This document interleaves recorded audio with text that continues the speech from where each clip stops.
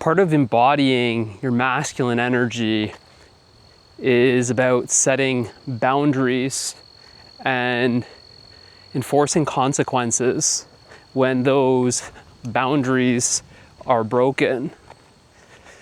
Let me give you a very recent example in my life. It has to do with fathering, parenting. The other day, my wife asked our kids to clean up the basement after they had their cousins over. The basement was a mess, and they were asked to clean up the basement. Might add that while the cousins were over, they've got 5 other cousins, I asked them all to make sure that the basement's cleaned up to the way it was before. This way the cleanup is spread out amongst all the kids instead of leaving our kids to clean up the mess that 8 kids made. The 8 clean up their mess together, making it much more easier and fair. So anyways, our kids were left with the cleanup, and after my wife asked my son to clean up the basement, he got angry and threw something, some sort of toy, at the TV. He didn't realize it at the time because the TV was off, but essentially he broke the TV and just realized it a day later when we turned on the TV. A big crack on one side of the whole TV, where the whole pixels and screen was distorted, broken, was discovered.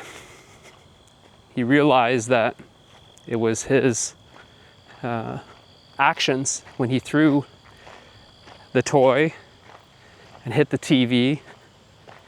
That's what he did, the destruction that came about from his anger. Instead of owning up to his actions, being accountable for his actions, he lied. He said it wasn't him and was denying any part of it. Anyways, fast forward. There's consequences for our actions, and that's part of growing up.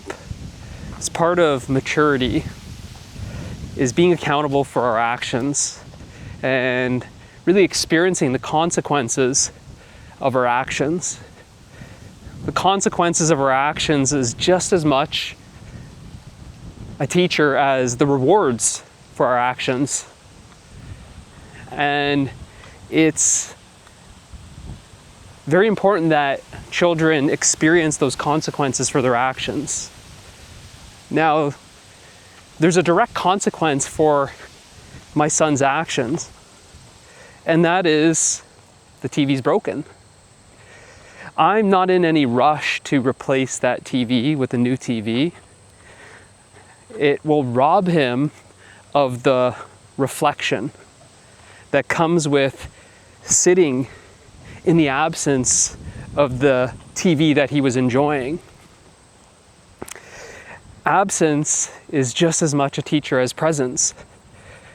And to be without that TV, to be reminded of his actions when he sees the broken TV, or when he wants to watch his show in the basement but can't because the TV is broken, then he's reminded of his actions. And this is what fosters maturity. It's not about blame, it's not about guilt, but it's really about sitting in that void where we can feel everything. So if I go in and replace this TV the next day, oh, it's okay, I'll just buy another one, then it robs him of that reflection, which is an essential part of one's maturity and growing up. That discomfort that he's feeling or will feel when he sits in the absence of that TV and really reflects on his actions. That's the lesson to be learned, where he can really feel everything that's arising in him. Perhaps it's guilt, perhaps it's blame, perhaps it's shame, perhaps it's sadness, grief. These emotions that arise are really the aspect of getting in touch with our feminine essence. So as much as I said that the consequences are part of the masculine embodiment, you can see how it's that synergy of the two energies. As his father, I'm enforcing those consequences by not really giving him anything additional, but simply allowing him to experience the natural consequences of his actions. It shows him through his own experience something that I can't actually teach him verbally. And that's where consequences are so powerful. I don't need to teach him verbally cause and effect. I don't need to teach him about the destructive nature of anger and when we lose our cool and react in such a way that's ungrounded, that we can hurt others around us. It teaches him more responsibility. It's not just him that's affected by this, it ripples through our family. His younger brother, his older sister are affected by his actions. They too cannot watch TV now in the basement because of his actions. So this deeper reflection is really the feminine energy, that we sit in that void and feel everything that arises. The emotions, getting in touch with the emotions that are arising, to feel everything. So you can see there's this balance. This masculine embodiment creates the container, it protects the container. It creates that space. The distortion is trying to fill that space. And that's something that actually my wife wants to do. Not even 24 hours after we realize the TV is broke, does she want to show me a sale price on a new TV and want to replace it. And part of the masculine embodiment is protecting that space where growth happens. Holding the line, even though there's discomfort at this time for our son and our other children, the masculine energy sees that discomfort not just as discomfort, but growth. It sees it as a milestone of maturity. It sees it as a teaching, a lesson to be learned by living. So I'm in no rush to replace that TV because it robs him of that reflection. it comes at the cost of his growth if we simply replace the TV. And that distortion is really wanting to fill that void. We see this in many different ways of life. Instead of feeling our emotions, we want to fill that void, consuming, whether for food or sex or work or any sort of way that we distract ourselves. It's that same principle that maturity actually happens by turning within, introspection and reflection, where we're actually invited deeper within ourselves. Like this, we can feel what's going on. And you're always going to experience that as growth, evolution.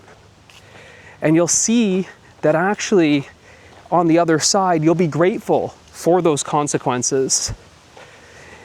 When this is lived day in, day out, one actually embraces the discomforts in life because one doesn't see discomfort as discomfort, but sees it as an opportunity to grow. What the distortion sees as pain, oh, he's in pain, let me save him from the pain, is really the distortion which prevents one from maturing, growing, evolving. Instead of just letting him experience the natural consequences of his actions, you threw the toy, you broke the TV, I'm not going to go and buy you a new TV the next day. If it takes 1 week, 2 weeks, 3 weeks, 2 months, 3 months for that reflection to happen, for you to realize the nature of your actions and how that reactivity in the form of an angry outburst costs you the very thing that you enjoy, then that lesson, which can only be lived, is far greater than any sort of verbal teaching I could give to my son. Like this, the masculine embodiment of the consequences doesn't see consequences as a form of punishment, like the distortion thinks, but actually sees consequences as a form of love. It's this sort of tough love that the masculine sees consequences. And it can only see these consequences as love through the lens of one who's experienced these consequences in their life. From my perspective, I see how these consequences have shaped me, have matured me, have helped me grow and evolved, so much that I don't look at consequences as consequences. I look at them as the natural way that I grow and evolve. I embrace discomfort in life because I see how it provides me the opportunity to grow beyond anything I could ever imagine. It really shows you through resilience, reflection, and revelation what you're made of. And like that, when that's one's experience of consequences, one sees that I'm not going to rob my son of that very growth. I'm not going to remove that reflection, that discomfort that comes with that absence, that void, is needed in order to mature, to grow. And the more you experience this cycle in your own evolution, the more comfortable you get being uncomfortable. The more you open up and embrace discomfort, because you see how that discomfort is actually your opportunity to grow. there's no discomfort. Sorry, there's no growth without discomfort. I often refer to them as growing pains. And this is something that he has to experience, these growing pains. Because after that introspection, that reflection, after sitting with his emotions and feeling them fully, this will be a milestone in his maturity, where a 7-year-old matures. And this is something that the masculine sees, whether it's through parenting, leadership in one's business, a community, whatever it is. I'm not just parenting, I'm not just fathering a young boy, but I'm leading a young boy to realize, to discover, to become the man he is meant to be. And through this lens of the masculine honors, respects the process, protects that space for deepening, and ultimately sees this experience of natural consequences as a form of love. And like that, it's just as loving to allow our children to experience these natural consequences of life. When we come in and want to protect them from every little discomfort of life, we end up, how do you say this? What happens is your children don't mature. They don't grow up. Some would call this, you create weak children by softening everything, by protecting them from life. And consequences are a natural part of life. So when we come in and we want to protect them from every little consequence, they actually don't mature and grow as the natural rhythm is intended. But instead, when you allow your children to experience those natural consequences for their actions, experience the natural consequences of life, they're actually living. They're experiencing life as it is. You're not shielding them from everything. You're not protecting them from everything. You're not distorting it where they get some idea that they can destroy something and have it replaced like that. They learn responsibility, accountability. They learn the cause and effect. They learn to respect their own property, respect their space, see how their actions not only affect them, but ripple into the field and affect their family and friends and community. These natural consequences can teach more than any sort of scripture or lesson or video can, which is why I always come back to life is the ultimate teacher.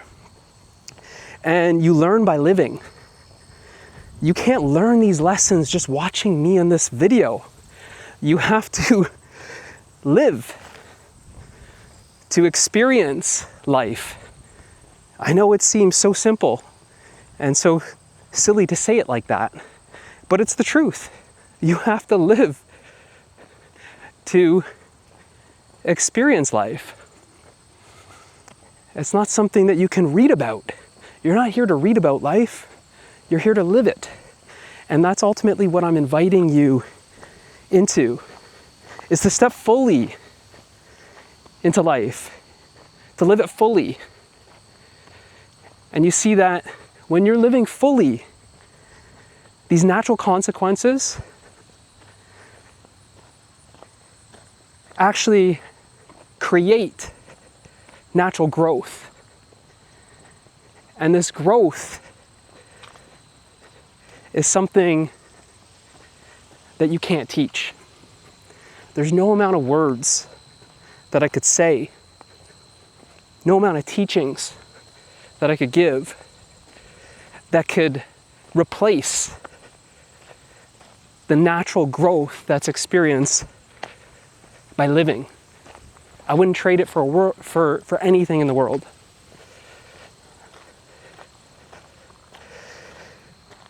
So, if you're ready to start living, then